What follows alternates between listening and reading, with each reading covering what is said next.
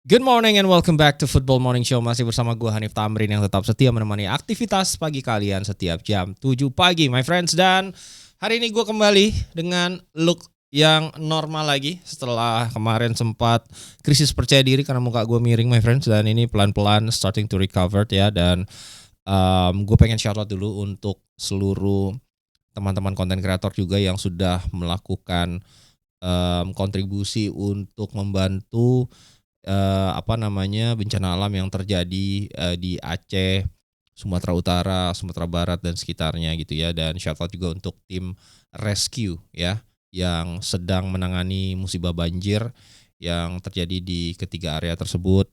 Ada beberapa area yang terdampak sangat-sangat besar seperti Kabupaten Agam, Tamiang. Gue dengar akses air bersih susah sekali, akses tentunya juga komoditas kebutuhan sehari-hari juga sangat-sangat sulit dan jalan untuk memberikan bantuan itu banyak yang terputus. Jadi semoga teman-teman kita yang terdampak itu stay strong dan mendapatkan lindungan dari Tuhan. Dan gue juga ingin shout out untuk penjaga warung kelontong yang tentunya penting ya untuk menjalani kehidupan sehari-hari kita ya. Dan juga petugas dapur MBG ya. Ngomong-ngomong tentang pekerjaan di dapur, tentu sering sekali berada dalam cuaca lembab gitu ya, panas dan menimbulkan keringat. Nah ini dia penting sekali ketika kita berada dalam situasi tersebut tidak boleh bau badan my friends karena nanti malu sama kawan-kawan kita ya. Dan pastinya gue mengencourage kalian untuk pakai Rexona Men Ice Cool yang memiliki teknologi amino aktif untuk pertama kali dalam sebuah deodoran, memberikan 3 kali proteksi lebih kuat dari keringat dan bau serta noda ya. Jadi ini cocok banget buat kalian yang memang beraktivitas fisik, beraktivitas di luar ruangan dan tentunya sering berolahraga ya. Dan gue ingin mengingatkan buat para Clipper untuk tetap bisa mencari rezeki dengan mengklip sebanyak mungkin video-video Football Morning Show sampai tanggal 8 Desember untuk periode yang sekarang sebelum Subathon dimulai. Itu kalian akan langsung mendapatkan remunerasi sebesar Rp500.000 untuk setiap video yang bisa berhasil FYP. Jangan lupa diberikan kreditnya. Itu source YouTube Hanif Tamrin. Oke, kita mulai dari tentunya hasil terkini yang tadi saja pertandingan baru dimulai di jam 3 pagi. Manchester United kontra West Ham di mana United akhirnya ditahan imbang oleh West Ham meski sempat unggul lebih dulu lewat gol Diogo Dalot ya. Jadi ini menjadi sebuah kembali lagi regres atau kemunduran setelah kemarin sempat dalam grafis kembali positif United mengalahkan Crystal Palace dengan comeback yang dramatis. Sekarang kembali ditahan imbang oleh West Ham United yang sebenarnya sedang berada dalam tren yang cukup negatif ya. Dan ini gol diciptakan oleh Diogo Dalot ya lewat skema scrimmage depan gawang akibat dari pergerakan individu dari Amad Diallo. Dan akhirnya dia mendapatkan bola yang pantul di kotak penalti dan mampu diselesaikan secara dingin. Dan ada beberapa takeaways yang bisa kita ambil dari hasil imbang antara United dengan West Ham. Yang paling kentara itu adalah starting 11 yang diturunkan oleh Ruben Amorim mengkonfirmasi frosty relationships antara dia dan Leny Yoro ya. Jadi sang pemain dicanangkan, jadi tidak berada dalam starting 11, justru pemain muda Aiden Heaven yang diturunkan sebagai starting 11. Dan benar-benar ini lini belakang United tadi malam itu di overhaul. Jadi Matthijs de Ligt juga tidak ada di starting 11, bahkan juga tidak ada di bench. Kemudian juga di tengah itu lebih memilih preferred Aiden Heaven meskipun sebenarnya Leny Yoro itu diturunkan di babak kedua gitu ya, karena pemain muda United tersebut mendapatkan kartu kuning dan rentan akhirnya mendapatkan kartu kuning kedua. Dan kita lihat dulu statistik dari pertandingan semalam. Meskipun sebenarnya United mendominasi namun konversi lagi-lagi atau conversion menjadi isu. 65% ball possessions, ada 17 tembakan yang dilepaskan namun hanya 4 yang mengarah ke gawang. Ada 10 big chance yang dibuat, 6 corner dan passingnya tuh 65% yang sukses ya. Kurang lebih seperti itu. Nah ini menunjukkan jika memang masih banyak sekali pekerjaan rumah yang harus diselesaikan oleh Ruben Amorim gitu kan. Dan secara khusus legenda MU yang mengcover pertandingan semalam itu memberikan sebuah statement yang sangat pedas dari Roy Keane ya. Roy Keane saat bertugas mengcover pertandingan United dan MU menyatakan jika dengan 4 back sayap dan gelandang-gelandang yang dimiliki oleh Manchester United sekarang, mereka tidak akan bisa bersaing untuk mendapatkan gelar. Sebuah realisasi dan tamparan tentunya dari sang legenda yang meng-highlight ada improvement yang sedikit bagus dari sisi ofensif, karena memang kan musim lalu United berada di posisi di halaman 2 kalau kita bisa bilang, karena memang produktivitas lini depan yang memang sangat-sangat buruk sekali. Nah itu sudah diimprove pada musim ini, namun memang secara quality harus ada peningkatan yang harus ditunjukkan oleh pemain-pemain yang berposisi di back sayap maupun gelandang untuk bisa memberikan impact atau membantu tentunya juga United secara keseluruhan sebagai sebuah tim. Ya, kita tinggalkan Manchester United dan kita harus memberikan standing ovation untuk konsistensi Arsenal ya, yang bikin rivalnya bergetar. Ini dia my friend. Calon juara, skuadnya soleh gitu kan. Terus juga kedalaman skuad mantap, konsistensi ada. Udahlah, ini udah harusnya menjadi tahunnya Arsenal ya. Dan kembali lagi skuad The Gunners menunjukkan konsistensi dengan melewati Brentford ketika memang beberapa rival mencoba menutup gap point dengan Arsenal, mereka kembali menjauh ya. Dengan kemenangan meyakinkan 2-0 atas Brentford, kita lihat dulu statistiknya. Penguasaan bola ini total domination teman-teman ya. 62% ball possession, 15% total shots, 7 on target ya. Ini keberuntungan aja yang membuat mereka tidak pulang dengan gol yang lebih banyak gitu. Ada 4 big chances dan juga 84% akurasi umpan ya yang diproduksi oleh skuad Mikel Arteta. Dan ada satu takeaways yang pengen gue highlight di sini ya.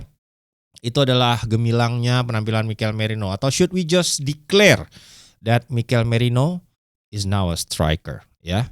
Karena memang terbukti Arsenal bermain lebih baik dengan Mikel Merino gitu.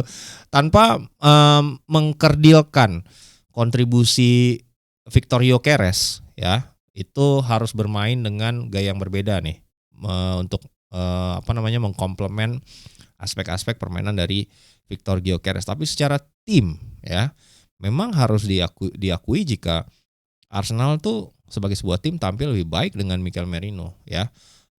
Terlepas dari adanya Havertz yang sekarang lagi cedera, mungkin saat nanti Havertz kembali itu bisa lebih gelling lagi gitu dari sisi opsi dan juga saat bermain melawan tim-tim yang mungkin secara di atas kertas sama kuatnya atau di atas dari Arsenal ya. Dan ini mirip dengan case-nya beberapa pemain gelandang yang memang di-convert menjadi striker dan membuat tim itu bekerja dengan baik. Contohnya ketika Fabregas itu ditransfer ke Barcelona ya, atau ketika Fabregas bermain di timnas Spanyol ya belakangan gitu, di akhir-akhir karirnya, di puncak karirnya. Itu kan sebenarnya dia bukan striker tapi dipasang di situ dan membuat timnya lebih baik gitu ya. Produktivitas tetap ada dan justru kedua pemain sayapnya yang menjadi sosok yang lebih bersinar gitu dan lebih produktif. Nah itu peran yang dimainkan oleh Mikel Merino. Namun tidak mengercikan juga dampak yang dia berikan kepada tim. Kalau kita lihat statistiknya, sudah mencetak 4 gol dan 2 assist di 6 laga terakhir. Jadi di setiap pertandingan dia berkontribusi teman-teman. Dan di tahun 2025 saja dia sudah berkontribusi untuk 30 gol involvement bersama Arsenal. Jadi memang Mikel Merino bisa dibilang sekarang itu menjadi opsi yang pertama ketimbang Victor Gyökeres, karena memang juga Gyökeres sedang mengembalikan kebugarannya gitu setelah kemarin sempat mengalami cedera ya. Dan kita juga harus menyampaikan ada sebuah berita kurang mengenakan juga yang terjadi saat laga kontra Brentford. Itu adalah cederanya 2 pemain kunci Arsenal di pertandingan itu, yakni Declan Rice dan juga Mosquera yang harus ditarik keluar ya, dan membuat daftar cedera Arsenal ini bertambah karena sudah ada Gabriel Magalhaes, sudah ada cederanya juga William Saliba, Kai Havertz juga masih cedera, mungkin minggu depan dia udah kembali berlatih disampaikan oleh Mikel Arteta. Kemudian juga pastinya yang dua yang terbaru ini Declan Rice dan juga Christian Mosquera. Belum lagi mungkin Gabriel Jesus yang belum kembali ke match fitness terbaik gitu ya. Jadi banyak sekali pemain-pemain yang keluar masuk dan tentunya ini ditopang dengan kedalaman skuad Arsenal yang begitu baik ya. Setelah belanja besar-besaran pada musim panas kemarin, dan justru Ben White yang kemarin step up ya. Ketika beberapa pemain cedera, dia tampil cukup meyakinkan ya. Dan sekarang kita lihat dulu statement dari Mikel Arteta setelah kemenangan atas Brentford. Dia bilang Declan Rice harus tarik keluar, begitu juga dengan Mosquera. Kami juga masih kehilangan Gabriel Magalhaes dan Willy Saliba. Jadi kami harus beradaptasi. Kita tidak pernah melihat jadwal sepadat ini. Tidak hanya di Premier League, tetapi juga di kompetisi internasional. Ini bukan argumen, tetapi common sense saja. Itu yang disampaikan oleh Mikel Arteta terkait komplainannya karena begitu padatnya jadwal sepak bola yang terjadi across calendar year, itu membuat banyak sekali badai cedera yang terjadi kepada pemain. Nah, sekarang kita masuk ke Chelsea yang kembali menunjukkan inkonsistensi setelah tampil sangat-sangat terengginas kontra Arsenal, kembali menghadapi setback atau kemunduran ya.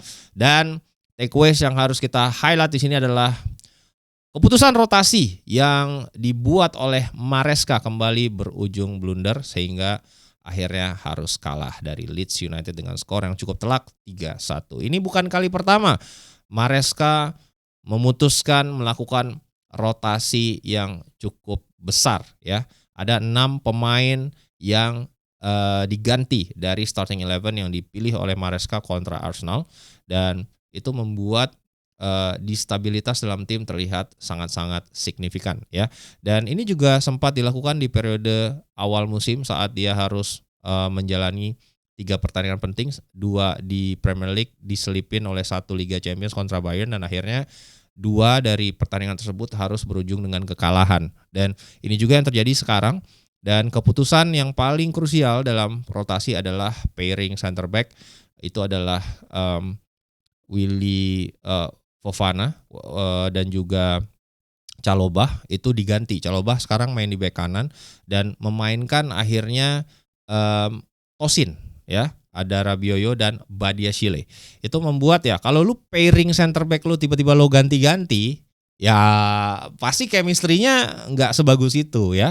Walaupun argumennya mungkin Chalobah tetap ada di bek kanan, tapi definitely jantung pertahanan adalah posisi yang krusial ya untuk di keep. At least satu lah yang harus tetap lu keep. Mungkin lu mau rotasi untuk kebugaran pemain, gue paham karena jadwal yang begitu padat gitu. Dan Chelsea kembali takeaways yang kedua adalah kembali kesulitan setiap menghadapi tim-tim yang memainkan formasi 5 back ya. Ini bukanlah sebuah kebetulan karena ada 3 tim yang mereka hadapi dengan formasi ini, 3-tiganya mereka selalu frustrasi ya. Pertama kekalahan atas Manchester United, gue ada di Old Trafford pada saat itu. Kemudian juga mereka memetik hasil yang negatif kontra Forest yang saat itu mainkan 5 back, dan juga Sunderland ya. Jadi ini harus dicari PR-nya oleh Maresca ya, ketika tim-tim memainkan low block atau formasi counter, itu bagaimana Chelsea bisa merespons ya dengan pemain yang mereka punya. Dalam artian apabila ada pemain yang sedang mendapatkan hukuman larangan bermain karena kartu atau memang misalnya cedera, jadi dari seluruh skuad itu harus dipikirkan seperti apa pendekatan yang tepat untuk menghadapi tim-tim yang mungkin secara karakteristik bermain dengan 5 back. Kita lihat dulu statistik dari pertandingan, di mana memang meskipun Chelsea mendominasi dengan 71% penguasaan bola, namun secara dampak atau efisiensi Leeds United jauh lebih bagus ya. 17 shots Leeds United berbanding 14 shotsnya Chelsea, 5 shots yang on target dari United berbanding 2 dari Chelsea, dan ada 2 big chance yang diproduksi oleh Leeds United. Dan Enzo Maresca menyampaikan setelah pertandingan mengakui jika memang Leeds pantas mendapatkan 3 poin. Dia bilang, saya pikir Leeds lebih bagus dari kami di semua aspek. Mereka pantas menangkan laga. Tidak ada hal yang bisa kita ambil dari laga ini. Saya pikir di laga ini tidak ada satupun pemain yang berada di level penampilan terbaiknya. Itu yang disampaikan oleh Enzo Maresca setelah hasil yang negatif yang harus dipetik melawan Leeds United. Semoga Chelsea bisa bounce back di akhir pekan ini. Dan sekarang kita masuk ke hasil Liverpool di mana nyaris kalah, imbang ya. Tapi ada satu faktor yang pengen kita bahas di sini, apakah Anfield sudah kehilangan keangkerannya ya. Ayo berdiskusi teman-teman, terutama fansnya Liverpool, karena memang belakangan kita merasa seolah-olah tim tamu itu bisa mendapatkan sesuatu saat bertandang ke Anfield. Kita lihat dulu statistik dari penampilan Liverpool so far musim ini, dan kita bandingkan dengan musim lalu yang luar biasa sekali ya saat mereka bermain di kandang. Musim lalu kalahnya cuma sekali di kandang ya. 17 penampilan di Anfield, 14 menang, 2 imbang dan hanya kalah sekali. Jadi Liverpool ini benar-benar membuat Anfield menjadi fortress ya. Musim ini itu sudah sudah kalah 2 kali. Satu di Liga Champions, kemarin juga kalah 3-0 atas Nottingham Forest. Jadi membuat seolah-olah manajer lawan atau tim lawan itu bisa mencium, they can smell blood from Liverpool. Itu yang disampaikan juga oleh Regis Lebris, manajer Sunderland, yang cukup surprise atau kaget saat mereka datang ke sana dan cukup nyaman ya. Kami kaget diberikan waktu dan ruang untuk bermain saat melawan Liverpool, karena memang sebelum-sebelumnya ya sulit. Any team can get results in Anfield, slightly difficult. Dan itu juga dikonfirmasi oleh Slot ya. Setelah pertandingan dia bilang, sudah jelas jika sekarang tim-tim yang datang ke Anfield berpikir bahwa mereka bisa mendapatkan poin. Bahkan ketika kami menang pun ada perasaan tim lawan mungkin bisa melakukan sesuatu ya. Definitely ada sesuatu hal yang berubah ya. Dan kita juga lihat kemarin terutama saat kontra Forest, ketika tim ketinggalan sisa 10 menit, beberapa section supporter sudah meninggalkan stadion duluan ya. Ini berbeda sekali dengan tradisi Liverpool di mana memang dengan jargon you'll never walk alone dan juga rasa loyalty yang begitu hebat gitu. Nah, ini sekarang sedikit bergeser ya. Tapi ada satu hal positif yang bisa kita petik dari hasil imbang Liverpool semalam, itu adalah cukup impresifnya penampilan dari seorang Florian Wirtz, maupun meskipun ketika diwawancara dia baru tahu tuh akhirnya gol yang tercipta itu diputuskan sebagai gol bunuh diri karena mantul syutingnya dia. Jadi dia cukup harusnya dia jadi gol perdananya dia di Premier League, namun akhirnya dianulir dan diklaim sebagai gol bunuh diri. Nah, kalau kita lihat memang dia menunjukkan alasan kenapa Liverpool membeli begitu mahal harga untuk bandrolnya dia. Ya karena dia bisa berdansa melewati 4 pemain ya, gitu ya, dan menunjukkan glimpse of quality yang fans Liverpool bisa expect ke depannya ketika memang adaptasi sudah lebih baik ya. Dan secara overall juga ini mungkin salah satu game terbaik yang dimainkan oleh Florian Wirtz saat berbaju Liverpool. Oke, kita tinggalkan dulu Merseyside dan kita masuk ke Spanyol, di mana ada tuan muda Kylian Mbappe yang kembali menghadirkan kemenangan untuk Real Madrid ya. Ini kawan kita nih robot nih ya, spesies-spesies yang 11-12 sama Haaland ya. Dari penampilan yang dia tunjukkan menunjukkan jika memang ya Madrid adalah Mbappe adalah Madrid ya. Ketika dia show up ya timnya bisa meraih kemenangan ya. Dan kita lihat dulu statistik Mbappe. Ini gue agak lama sedikit di statistik nih karena emang ini luar biasa sekali statistiknya ya. Jadi ini di La Liga aja dulu, kita bahas dulu dari La Liga doang ya. Dari 15 pertandingan yang sudah dimainkan dia mencetak 16 gol ya. Jadi rate-nya tuh lebih dari 1 gol per pertandingan teman-teman ya. Itu juga membuat 4 assist. Nah, total di 2025 aja, ini 2025 ini masih ada sisa sebulan lagi nih ya, masih ada sisa sebulan lagi karena masih ada Desember belum selesai loh ya. Tapi so far di tahun 2005 dari Januari sampai akhir November ya, itu dia sudah mencetak 55 gol dari 55 penampilan ya. To give you a context, dia hanya berjarak 4 gol dari rekor Cristiano Ronaldo di Real Madrid di tahun 2013 yang mampu mencetak 59 gol di satu calendar year ya.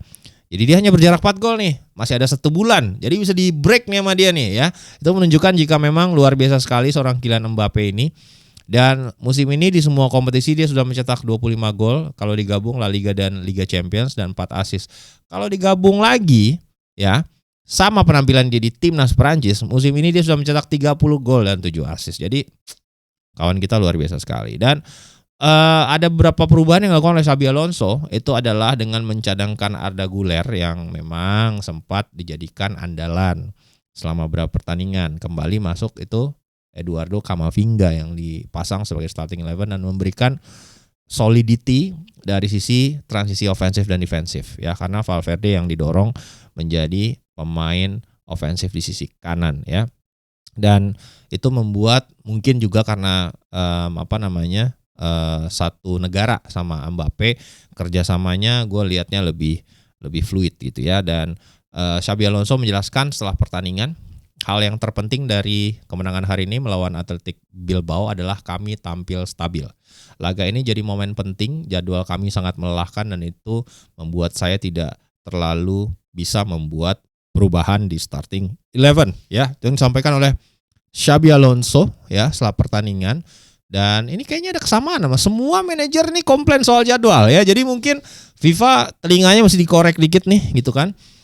Terlalu banyak pertandingan dan membuat banyak sekali pemain yang rentan cedera. Dan ada satu special report lagi yang disampaikan juga oleh The Athletic secara khusus kemarin, jika beberapa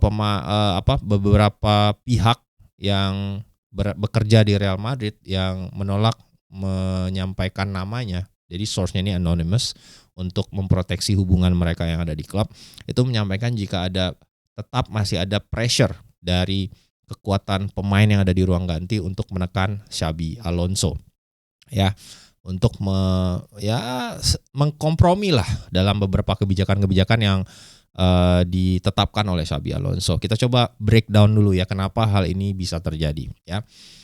Kita semua tahu bahwasannya Real Madrid adalah tim dengan yang selalu memiliki banyak sekali pemain bintang. Jadi ego ruang ganti ini harus di-manage ya. Kita lihat dulu breakdownnya. Dari sisi pendapatan, top 10 pemain di seluruh dunia yang memiliki pendapatan tertinggi, itu ada 3 pemain Real Madrid yang masuk di daftar top 10 ya. Itu adalah Kylian Mbappe dengan pemasukan per tahunnya nyaris 90 juta dolar. Ini gabungan dari image rights, endorsement, gaji ya.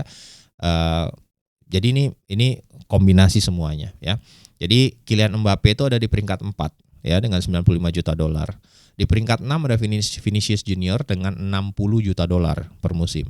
Dan di peringkat 9 itu adalah Jude Bellingham dengan pemasukan 44 juta dolar selama semusim. Jadi kita dapetin dulu konteksnya. Dengan begitu banyak uang yang beredar, definitely pemain-pemain ini memiliki entourage ya, atau tim yang sangat besar. Dan saat pemain tersebut dicadangkan, ini berdampak terhadap bisnis yang mereka jalani, baik itu dari sisi endorsement, dari sisi image rights untuk iklan, dari sisi nilai kontrak yang bisa mereka negosiasikan ke depannya, transfer dan lain sebagainya. Nah, kalau kita coba bedah Vinicius Junior dulu deh ya. Vinicius Junior aja itu punya 25 staff teman-teman ya. 25 staff. Jadi termasuk ada manajernya dia. Manajernya itu punya 2 asisten manajer ya. Ada lagi social media manager. Ada lagi termasuk yang persiapan fisik seperti fisio. Ada chef pribadi yang harus masak nutrisinya dia, dan juga sopir pribadi macam-macam. Jadi ini membuat entourage ini itu sering menghubungi langsung Presiden Real Madrid atau petinggi klub untuk bisa memojokkan Xabi Alonso atau men-challenge dari sisi keputusan-keputusan Xabi Alonso. Ini adalah politik yang harus dimainkan oleh Xabi Alonso, dan dia harus realize magnitude yang dia manage itu jauh berbeda ketika saat menjadi pelatih Bayer Leverkusen. Dan kita lihat apakah nanti Xabi bisa memainkan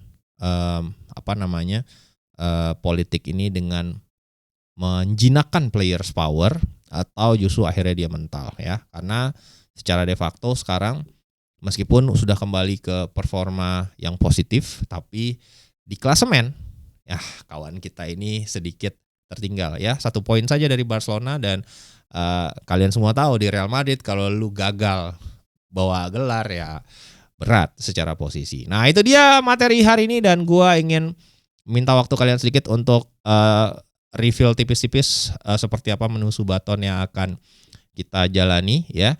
Yang pertama periode itu akan kita jalani dari tanggal 9 Desember sampai 9 Januari. Iya, itu dia ya. Dan khusus dari periode 1 bulan itu dari tanggal 9 Desember sampai 19 Desember itu akan gua lakukan di base campnya Subathon FC di rumah gua di lantai bawah. Itu dengan seluruh squad kita akan live 24 jam ya. Ada daily IRL, ada challenge, ada prank, macam-macam lah gitu ya. Dan juga ada live reaction yang hampir banyak sekali pertandingannya dan juga kita akan bikin main bola sama podcaster lain gitu dan tentunya kita bisa mengundang juga ke para komunitas My Friends ya untuk ikutan sama kita. Terutama secara khusus itu di tanggal 14 Desember ya di lapangannya Coach Justin gitu ya. Nanti kita main juga, kita undang juga dia gitu. Kalian juga bisa ikutan, nanti caranya gue akan share di sosial media gue lebih jauh lagi. Nah itu untuk dari tanggal 9 sampai 19 Desember itu di sini ya di Jakarta di BSD. Nah dari tanggal 20 baru kita akan berangkat ke Italia jika milestone-nya tercapai. Nah tapi in between itu ada yang seru itu adalah daily guest star. Nah, coba kita liatin dulu daily guest star. Kemarin kan gue nge-call out di NKT udah dijawab my friend ya. Terima kasih buat teman-teman my friend semua yang udah membantu menyampaikan ke King Dean. Akhirnya King Dean itu reply DM gue dan dia bersedia meluangkan waktu ya. Ini kita lagi coba cari tanggalnya. Nanti ada banyak lah, kurang lebih bintang tamu yang akan hadir setiap harinya.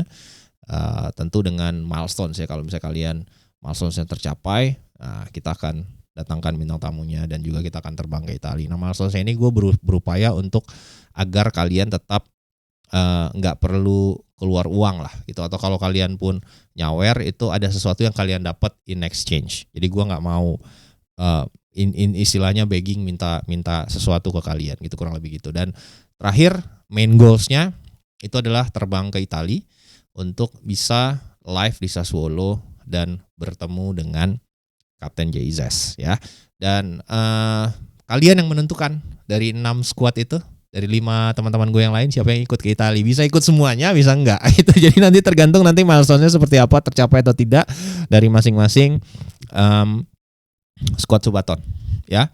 Akan ada 2 periode yang akan kita lakukan ke Italia. Satu kita aim-nya untuk tanggal 21 Desember Sassuolo lawan Torino karena itu jamnya bagus.